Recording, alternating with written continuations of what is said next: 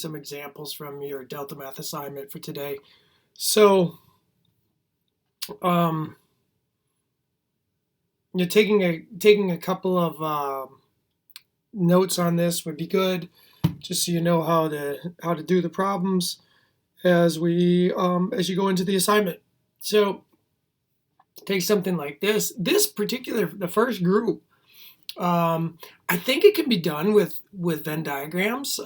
Sometimes I don't know that you'll need a Venn diagram, but here's one that a Venn diagram might help. Sometimes a tree diagram will be good. Sometimes you won't have to make a diagram actually with but this particular one, you got an Algebra 2 class, you got 29 students, and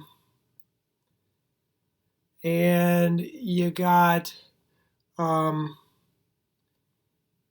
the basketball ones, and we know that we got 18 students that play basketball, and then you got another group that play baseball, and that's going to be 7. And it says you got two that play both. So here's a Venn diagram that matches up really well with it. So you can do the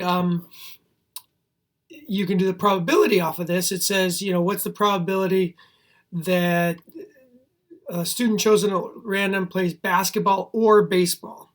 So the question is saying, what's the probability that you have somebody that is basketball or baseball? So if I'm going to look at this, notice that there's 16 in here because together that basketball circle needs to have 18. And there's 5 in here because the baseball circle has to have 7.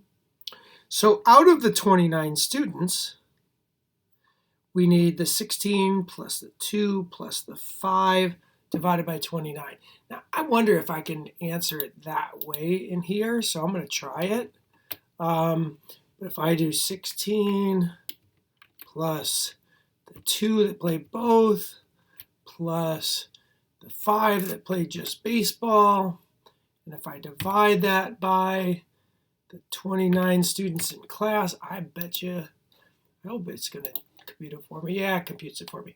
Now, admittedly, they do a thing called a 2-column table, or they do a table here, and you could certainly do it that way. Right? I mean, that's just another way of dealing with the Venn diagram. And you can see that the 16 is there, the 2 is right there, the 5 is right there. And then what they have on this is the other piece that they have is that you're going to have 6 students that are floating out here that don't play either, that make up the 29. So that's where that 6 right here is coming from, and then they just total the columns, so you kind of know, 7 play baseball, means 22 don't play baseball. 18 play basketball, means 11 don't play basketball, and then out of the 29. So that's just another way of organizing rather than doing a Venn diagram. All right, so that's what this one is. So let's look at this. So here's a different organization doing this example too, and the question is, what's the probability a student chosen at random completed the homework? So probability of homework completion. Well, notice completed the homework. You got 10 that completed it and passed the test. You got 5 that completed it and failed the test. So together, you got the 10 plus the 5. But then you got to figure out, well, what's the total number of people in there? You notice that there's 15 that completed the homework, and there's another 6 that didn't complete the homework. So together, there's a total of 21 because you got the 10 plus the 5 plus the 2 plus the 4 to get that 21 total students. So if I type that in, I get 15 divided by 21. Hopefully that's the right answer. And there you go. So that's another way to deal with it. And this table will kind of help set up, it really organizes just the numbers that you're given. Okay. So same kind of thing here. Take this example, and we got you got a class of students. This data summarizes it. What's the probability a student has a dog given that they have a cat? So the probability of a dog given they have a cat. Now in math, just so you know, another way of writing that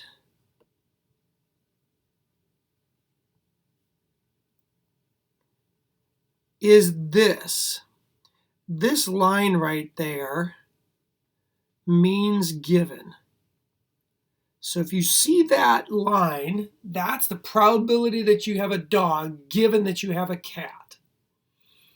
So when we think about what we have there, notice that of all the people that have cats, there's 9 of them. There's the 2 that are right here that have a cat.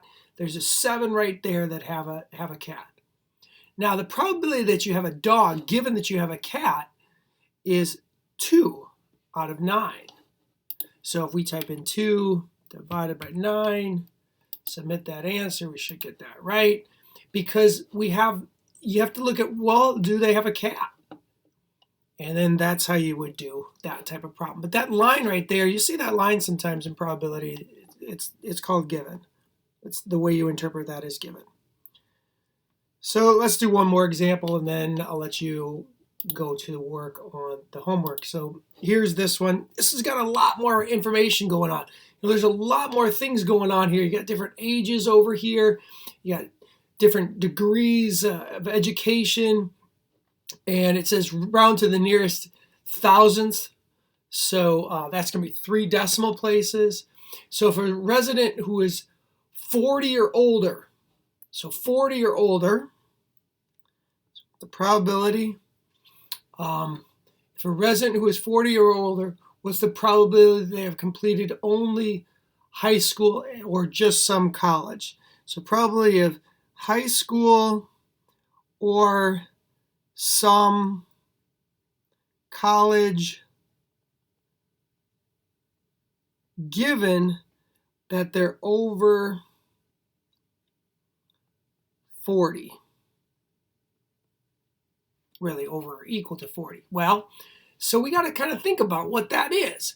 Well, notice that our total over 40 is the 2777. Our over 50 is the 5715, because that's our over 40.